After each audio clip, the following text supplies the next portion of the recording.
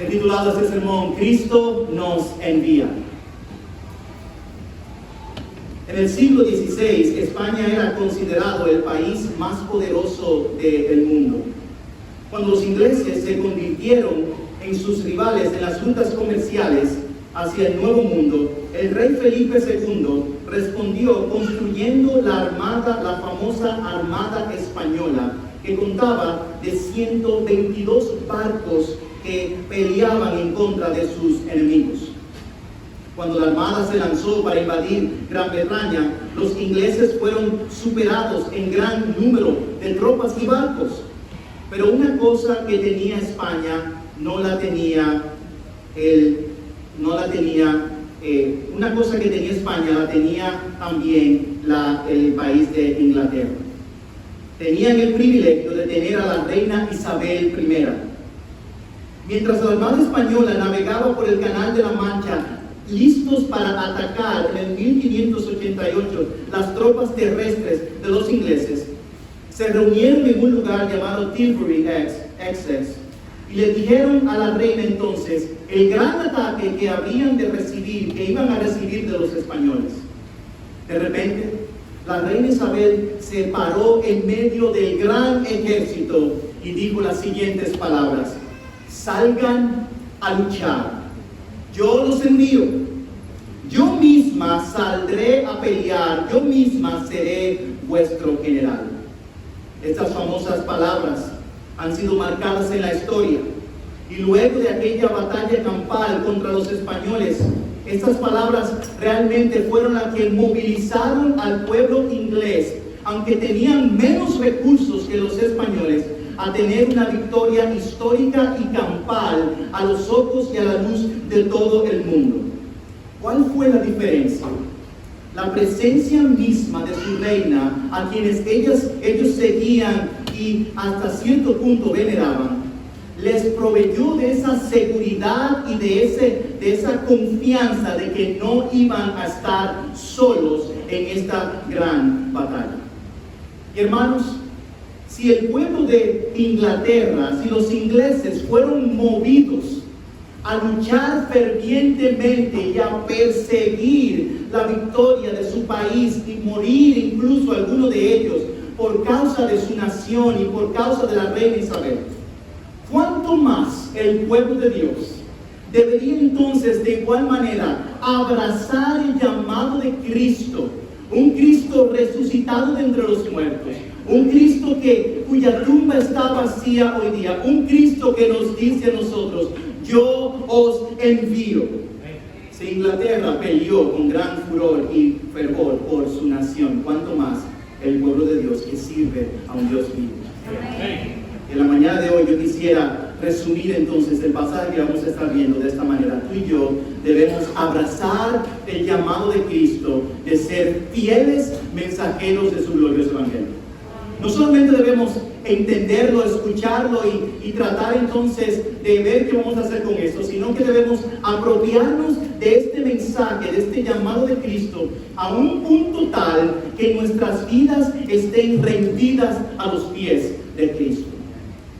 La pregunta es: pastor, ¿cómo podemos hacer esto entonces?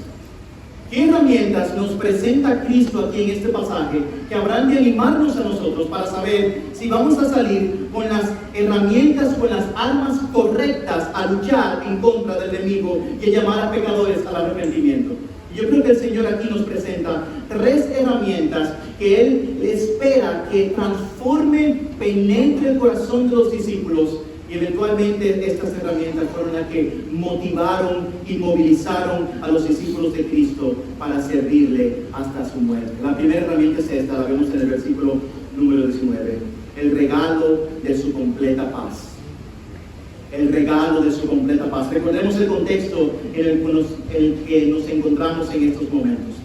Cristo Jesús había sido brutalmente asesinado, literalmente, en la cruz del Calvario, por la envidia, por la persecución de líderes religiosos que rechazaban entonces la confrontación de Cristo, que les acusaba a ellos de predicar algo, pero de no modelarlo con sus vidas. No tan solo solo esto, sino que Cristo Jesús, aunque fue perseguido y fue allí clavado en aquel madero, al tercer día el Señor levantó a Cristo de entre los muertos y Él resucitó con poder y con gloria. Y lo que el diablo pensaba que estaba ganando la batalla, el Señor al tercer día aplastó las expectativas del maligno y le dijo: de ahora en adelante mi presencia, mi vida habrá de destruir la influencia eterna de la muerte. Yo vivo, la tumba está vacía. Y al Cristo resucitar entre los muertos, Él se le aparece entonces a sus discípulos. ¿Pero qué pasó con los discípulos? ¿Recuerdan la historia de los discípulos? Todos ellos, incluyendo el apóstol Pedro, valientemente prometían que iban ellos mismos a defender y a pelear por el Señor. Cuando lo fueron a arrestar, Pedro toma una espada y le corta la oreja a uno de los siervos de los sacerdotes, y el Señor le cura la oreja, le sana la oreja, le dice: yo no vine a pelear con espada, mi batalla no es esta la que voy a pelear. Los discípulos entonces huyeron, dejaron al Señor Jesús solo, en medio del momento más crítico de sus vidas, de la vida de Cristo. Fue abandonado. Pedro dice: Señor, yo voy a estar contigo hasta la muerte. Cristo le mira a los ojos y le dice: Pedro, antes que el gallo cante 3 veces, tú me negarás en la mañana. Los discípulos están atemorizados. Miren conmigo el versículo 19. Al atardecer de aquel día, el primer día de la semana, y estando cerradas las puertas del lugar donde los discípulos se encontraban, por miedo de los judíos, Jesús vino y se puso en medio de ellos y les dijo: paz a ustedes. Los discípulos estaban recibiendo entonces las secuelas de la frustración de haber rechazado, de haber abandonado al Mesías prometido, que ellos vieron morir en la cruz del Calvario. Y por temor a los judíos, ellos entonces están con las puertas cerradas, reunidos allí, no sabiendo cuál es el siguiente paso. En un sentido, están turbados, confusos. Sus emociones están entremezcladas entre la realidad de que servimos a Cristo por 3 años junto con Él, pero ahora estamos solos, estamos aquí sentados. De repente Jesús se aparece en medio de ellos y les dice estas siguientes palabras: paz a vosotros. Paz a vosotros. Recuerden, el texto nos dice que estaban atemorizados por miedo a los judíos. Así que las palabras de Cristo, la palabra shalom, que significa paz, ese antiguo concepto hebreo arraigado en la palabra shalom, significa integridad, plenitud, solidez, salud. Estén seguros, no hay que temer. Jesús se presenta en medio de ellos y les dice: no teman. Como conocedor del corazón de ellos, imagínense a aquellos discípulos temerosos, y Cristo se aparece en medio de ellos y les dice: no temas. El corazón aturdido y cargado de los discípulos necesitaba las palabras alentadoras de Cristo en medio de tanto temor. Paz a vosotros. Esta primera paz, muchos teólogos la consideran como esa paz reconciliadora que Cristo inicialmente les estaba comunicando a ellos por causa de lo que había sucedido ya en la cruz del Calvario. En un sentido, Cristo les está diciendo: no tengan temor a que yo de alguna manera voy a hacer una retaliación en contra de ustedes, o les voy a reprochar el hecho que me abandonaron, o voy entonces a quejarme en contra de ustedes. No, de ninguna manera. En la cruz del Calvario, Pedro, Juan y todos los apóstoles, yo pagué por todos sus pecados, pasados, presentes y futuros. Paz a vosotros, que tu corazón esté calmado. Yo morí, yo he resucitado. Esta paz es evidente y es posible por medio de la resurrección de Cristo. Si Cristo no hubiera resucitado, ellos no podían recibir entonces el paquete completo de la salvación preciosa que disfrutamos hoy en Cristo Jesús. Pero hay una segunda paz que muchos apuntan aquí con respecto a esta paz que Cristo les menciona. La segunda paz es una paz movilizadora, es una paz que le impulsa a ellos a hacer algo. Ahora que ellos están en paz con Dios por medio de la obra de Cristo Jesús en la cruz del Calvario, también Él les está diciendo: le dice más adelante en el versículo 21, miren cómo dice: paz a ustedes, como el Padre me ha enviado, así también yo los envío. Muchos coinciden con que quizás Jesús no está repitiendo el mismo énfasis de la primera paz. Esta segunda paz tiene el contenido entonces de esperanza, de aliento y de impulso. Es como cuando nuestros hijos se caen, los que tienen niños, y se raspan la rodilla y están llorando: papi, ayúdame, y uno le pasa la mano y le dice: tranquilo, y él sigue llorando y uno dice otra vez: tranquilo. Ese segundo tranquilo es como para animarlos ahora a que hagan ¿qué? A que salgan ¿a qué? A jugar.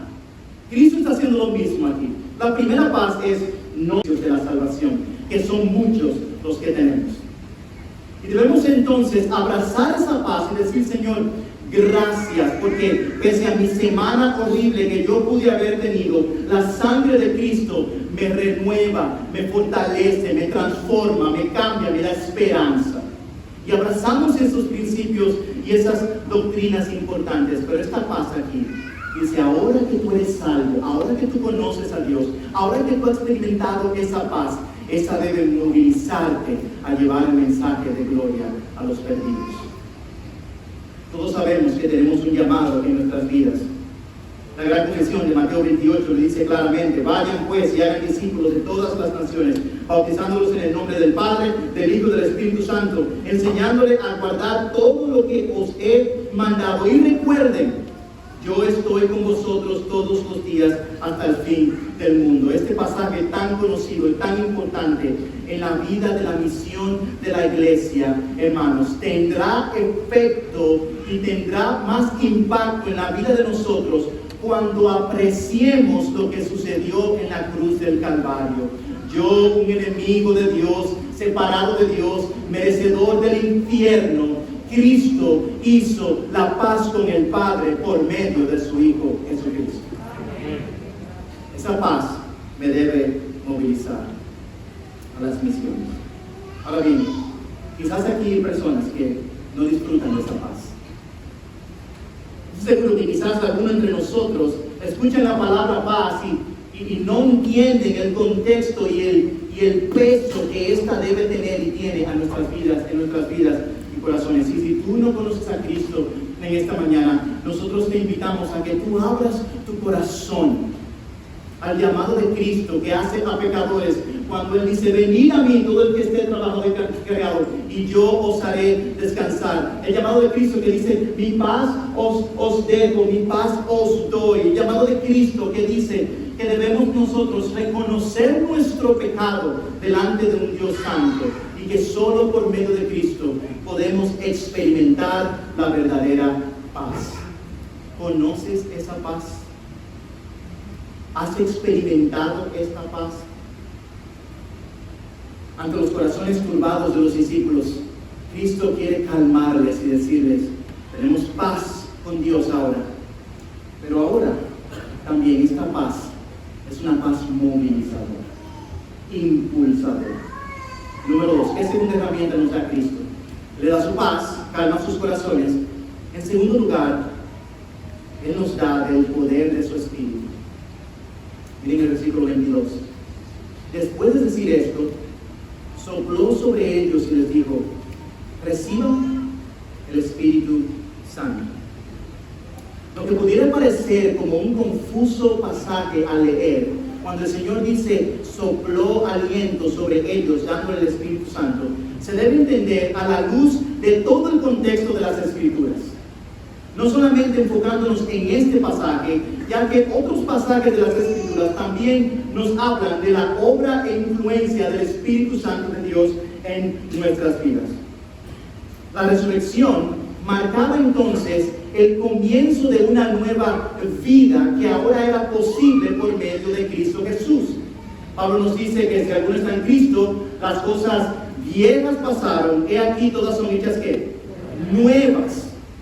Así que la vida de Cristo, su vida perfecta, su muerte y su resurrección, nos inauguran entonces a una nueva vida, una nueva experiencia que tenemos ahora con Dios por medio de Cristo Jesús. Así que, cuando el Señor sopla, esta misma palabra se utiliza en el libro de Génesis, cuando es traducida, capítulo 2, versículo 7, cuando Dios sopló su aliento en la creación del hombre. Y cuando Dios sopló su aliento en la creación del hombre, el hombre tomó vida, el hombre vino a vivir. El hombre entonces experimentó una relación perfecta con Dios mismo. Adán y Eva tenían una comunión íntima y perfecta con Cristo. ¿De dónde vino la vida de Adán? Vino del soplo de Dios. Pero al pecado entrar en Génesis capítulo 3, esa creación perfecta que se había creado inicialmente tuvo una rotura y fue afectada por el pecado que entró en aquel entonces. Y desde ese entonces la creación perfecta de Dios ha estado manchada, ha estado entonces destruida continuamente por causa de los efectos y las condiciones que el pecado trae a la vida del ser humano. Así que muchos dicen aquí que cuando Cristo sopla el aliento del Espíritu Santo sobre ellos, es un símbolo, es una realidad de la nueva vida que les estoy dando ahora. Ha habido una transición. Muertos antes de la cruz, yo muero por sus pecados. Ahora en la nueva vida en Cristo, yo les soplo entonces el ánimo y el aliento de que ahora en adelante ustedes son una nueva creación. Oh hermanos, Jesús también sopló a sus discípulos el aliento de vida y les dejó que el Espíritu se manifestara en la vida de sus discípulos de manera poderosa para que puedan hacer la voluntad de Dios. 10 días después pasaron, 10 días. Los discípulos se encuentran en aquel monte y en Hechos capítulo 1 le dicen a los discípulos: Señor, es el tiempo ahora de que tú vengas y construyas tu reino, de que ahora nosotros entonces vivamos y hagamos lo que tú tanto nos has dicho de expandir tu reino. Y el Señor les dice: no os toca a vosotros saber los tiempos, las sazones que el Padre puso en su sola potestad, pero recibiréis poder. El Espíritu fue soplado en Juan capítulo 20, en Hechos capítulo 1, el Espíritu de una manera u otra, pudiéramos decir, es activado. Comienza a tener su obra especial y completa. Recibiréis poder cuando haya venido el Espíritu sobre vosotros, y me seréis testigos en Jerusalén, en toda Judea y en Samaria y hasta lo último de la tierra. Y desde aquel entonces, el Espíritu de Dios, que se movía anteriormente en épocas y en temporadas específicas para proyectos y obras específicas de Dios, ahora permanece continuamente en ti y en mí. Y ese mismo Espíritu que levantó a Cristo de entre los muertos ahora mora en todo aquel que ha rendido su vida a Cristo, reconociendo su necesidad de un Salvador. Así que para nosotros poder llevar a cabo la encomienda de ser enviados y llevar el mensaje de salvación a las almas perdidas que no conocen a Dios, necesitaremos lo que el Señor les da a sus discípulos, que está disponible para ti y para mí hoy día: el poder de su Espíritu Santo. Hermanos, ese poder de su Espíritu Santo es el que necesita Ciudad de Gracia, Piedra Angular, todas las iglesias que están siendo plantadas por la gracia de Dios, y que el Señor nos permita plantarlas. Que el Señor nos libre de querer actuar o de querer incluso fabricar el crecimiento y la reproducción de la iglesia de Cristo por medio de hombres y mujeres que no están siendo transformados por el Espíritu de Dios continuamente. Que el Señor en su gracia despierte en nuestros corazones esa necesidad de clamar al Espíritu de Dios en dependencia continua, porque será la única manera que podremos llevar a cabo la gran comisión, bajo el poder, la autoridad y la presencia de su Espíritu Santo. La habilidad de llevar el mensaje de paz es imposible si el Espíritu no nos acompaña.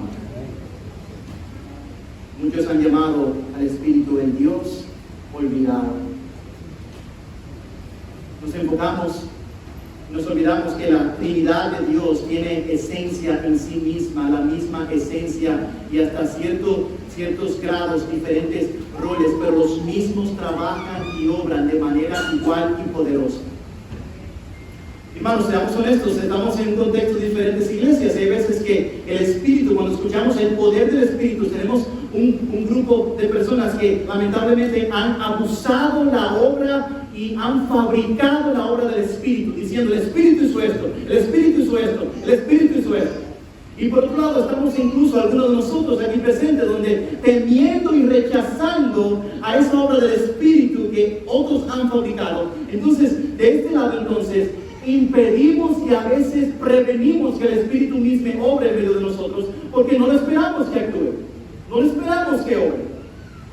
El Señor nos da una gracia para que en el medio podamos tener cierta moderación y decir, Señor, yo no quiero fabricar la obra tuya, pero tampoco yo quiero prevenir que tú obres en medio de nosotros y que tú hagas una obra sobrenatural y con un avivamiento grande llegue a la República Dominicana por la obra y por causa de tu nombre, a través de tu Espíritu Santo. Amén. Y debemos orarlo, debemos hablarlo, debemos meditar en esta verdad. La única manera que los discípulos pudieron hacer esta obra fue por medio de la obra del poder del Espíritu de Dios.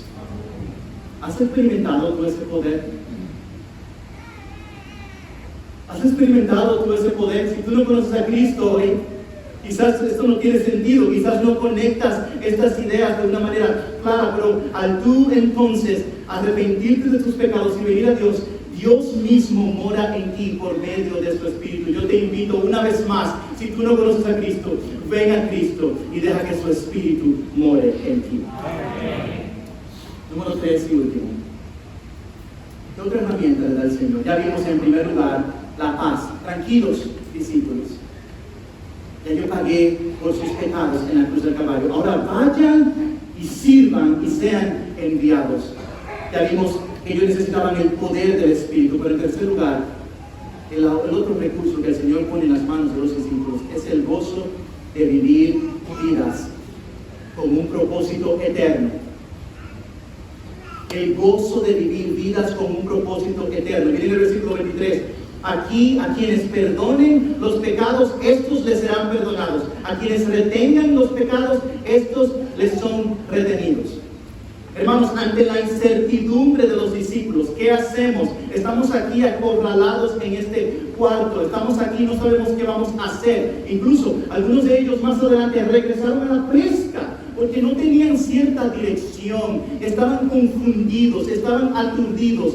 Y el Señor viene y se para en medio de ellos y les dice, yo les voy a dar ahora a ustedes una identidad tal y un propósito tal, de alta y gran magnitud, que va a cambiar y transformar no solamente sus vidas, sino la vida de todo el mundo. Y Él dice estas palabras: a quienes ustedes perdonen los pecados, les serán perdonados, y a quienes ustedes retengan los pecados, les serán retenidos.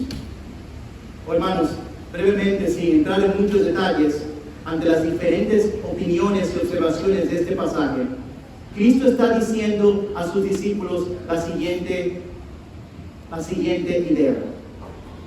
Bajo el poder del Espíritu que está en ustedes ahora, cuando ustedes fielmente hablen el mensaje de salvación y esas personas reciban ese mensaje de salvación, no por la obra de ustedes, sino por la obra de mi Espíritu y de mi palabra, los pecados de ellos les serán perdonados.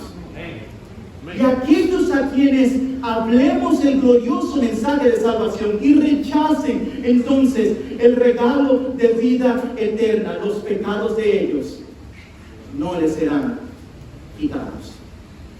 Hermanos, yo no sé si estamos entendiendo la magnitud de lo que Cristo está diciendo aquí. Cristo está diciendo que nuestras palabras, el mensaje de nuestras palabras y de nuestras vidas, tiene el poder y la influencia de que muchos pasen de muerte a vida.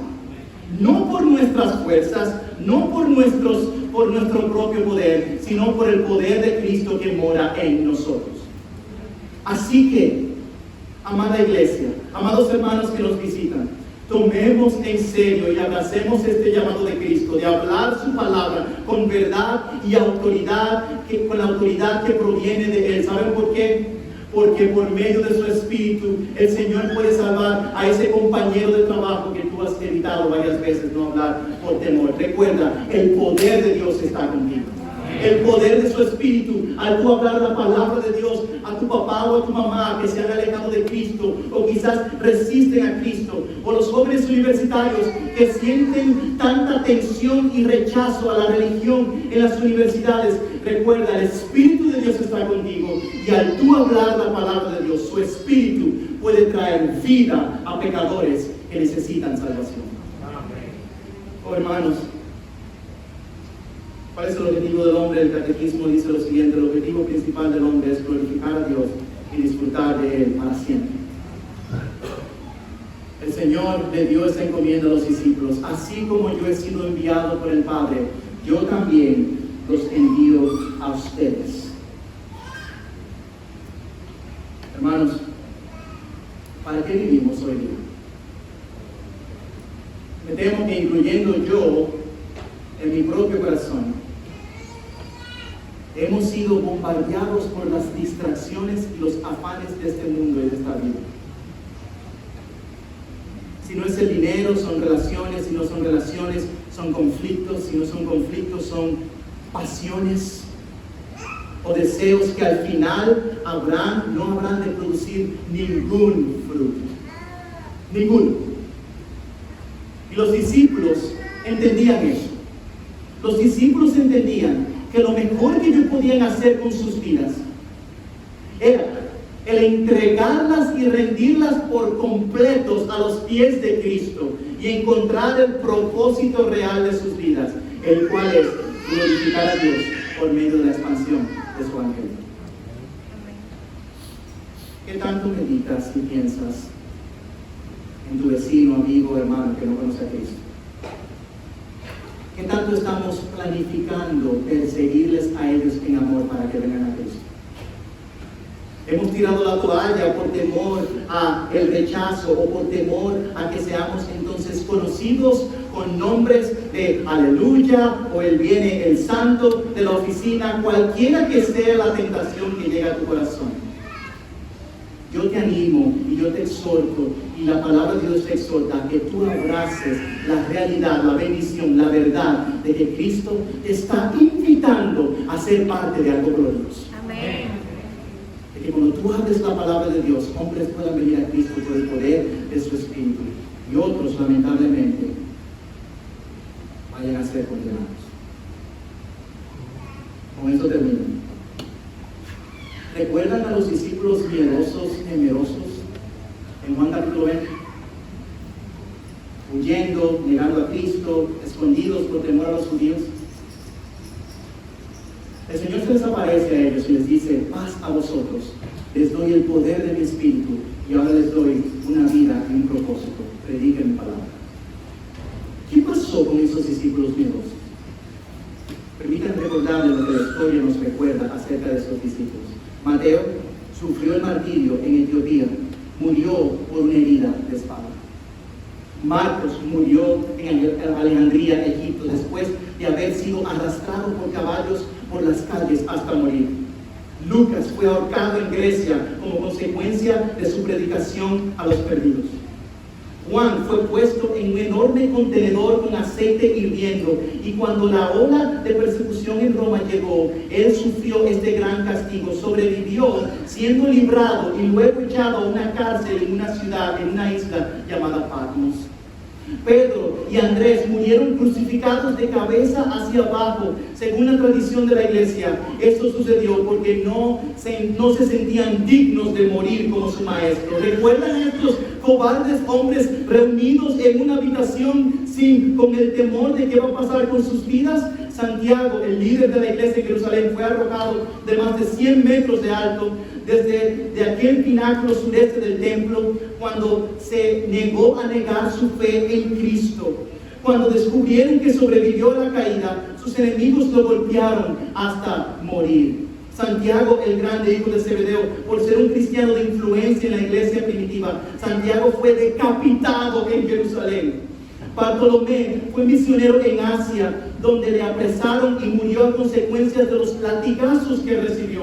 Tomás fue atravesado con una lanza en la India durante uno de sus viajes misioneros para establecer la iglesia de Cristo en esta región. Judas, no el Iscariote, sino Judas, el discípulo de Cristo, fue muerto a flechazos cuando se rechazó negar la fe en Cristo. Matías, el discípulo que fue elegido para sustituir a Judas Iscariote, fue apedreado y luego decapitado. Hermanos, ¿qué pasó? Que estos hombres cobardes, miedosos, no sabían qué hacer con sus vidas, fueron transformados al punto tal que murieron por causa de Cristo. Respuesta: Cristo les dijo, paz a vosotros. Cristo les dijo, mi poder les doy por medio del Espíritu Santo. Y Cristo les dijo, yo los envío con un propósito nuevo para sus vidas. Amén. ¿Estamos dispuestos a vivir así para Cristo? Que Dios en su gracia despierte en nosotros un deseo de hacer morir lo terrenal en nosotros. Un deseo ardiente de querer vivir nuestras vidas para Cristo. Pero no solamente fueron los discípulos, sino que también durante la dictadura de Rafael Leónidas Trujillo vinieron a nuestro país varios misioneros de diferentes partes de Estados Unidos. Escapando de la dictadura, tuvieron que ir a otras regiones del país. Roberto Meyers y su esposa sobrevivieron a la opresión de la dictadura, convencidos de que Dios les había enviado a predicar el Evangelio a la República Dominicana. Bajo la protección de Dios y la fiel predicación de la palabra, confiaron en el poder de Dios y vidas fueron transformadas. Y muchas personas aquí sentadas son el testimonio del fruto de la obra de Dios a través de este gran hermano Roberto Meyers. Luego llegó otro hermano llamado Pablo Coles, que influenció la vida de mis abuelos, influenció la vida mía propia al iniciar entonces estudios bíblicos y luego comenzar a iniciar el Colegio Bautista Cristiano junto con otras congregaciones de nuestra ciudad. El ejemplo de desprendimiento, de amor, de fidelidad de ellos transformó nuestras vidas. ¿Y qué tal? ¿Qué tal si la iglesia de Cristo ahora, el pueblo dominicano, necesitamos ser inspirados por las vidas de estos hombres? Que al igual que Cristo dijeron, Señor, hemos recibido tu paz, Señor, tenemos tu espíritu, Señor, allá voy. Que dijeron, yo vamos a entregar nuestras vidas por causa de Cristo. Oh, amada iglesia, oh hermanos que nos visitan, es tiempo de que ahora nosotros mismos, los dominicanos, seamos los siguientes plantadores de las iglesias en nuestro país. Agradecidos estamos por la ayuda y la asistencia de hermanos de otras naciones que lo continuarán haciendo, pero qué tal si creemos y abrazamos que el poder de Dios que ayudó a estos americanos también puede ayudar a la iglesia de Cristo hoy día. Y también puede transformar vidas y corazones a través de hombres y mujeres que se entregan, se rinden a los pies de Cristo. ¿Qué tal si somos los siguientes que enviamos a nuestros propios misioneros a otras partes del mundo? Ciertamente con el apoyo quizás de otros lugares de fuera, pero que las provisiones y la generosidad del pueblo de Dios por causa del Evangelio cubra los gastos y la bendición de poder enviar a otros a que conozcan a Cristo de la República Dominicana hacia el mundo. El poder de Dios está de nuestro lado. Dios nos dio su paz, nos da su poder y nos envía. Que el Señor mueva nuestros corazones a querer vivir de esta manera. Padre, gracias por tu palabra.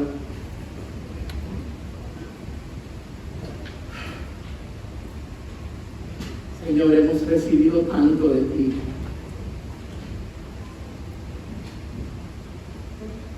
Pecadores, merecedores de una separación completa de ti. En tu misericordia, Señor, tú extendiste tu mano y desde antes de la fundación del mundo tú escogiste a muchos aquí presentes. Y Padre, tú no nos salvaste para quedarnos sentados o para acomodarnos, sino para ser enviados. Señor, te necesitamos. Padre, necesitamos ingenieros que sean enviados a su lugar de trabajo a predicar a Cristo. Necesitamos a doctores, necesitamos a maestros de escuela pública, necesitamos amas de casa que estén enviados, sean enviados a predicar a Cristo. Señor, necesitamos a un ejército del pueblo tuyo que busque a los perdidos como el Señor nos ha mandado. Y sabemos que esto sí es posible por medio del poder